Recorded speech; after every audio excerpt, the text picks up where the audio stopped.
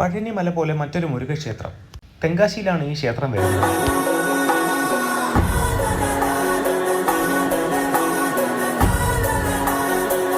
തമിഴ്നാട്ടിൽ തിരുനെൽവേലി ജില്ലയിലെ തെങ്കാശിയിലാണ് ഈ അമ്പലം വരുന്നത്. തിരുമല ക്ഷേത്രം എന്നാണ് ഈ ക്ഷേത്രത്തിന്റെ പേര്.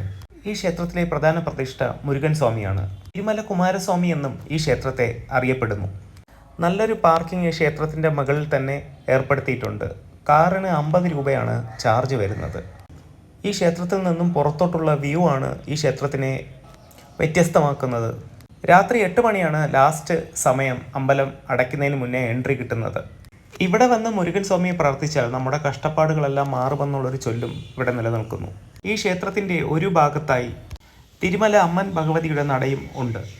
ഈ ക്ഷേത്രം വിശാഖ നക്ഷത്രത്തിൽ പിറന്ന ഭക്തർക്ക് ഒരു പ്രത്യേക ഭാഗ്യമുള്ള ഇടമാണ്.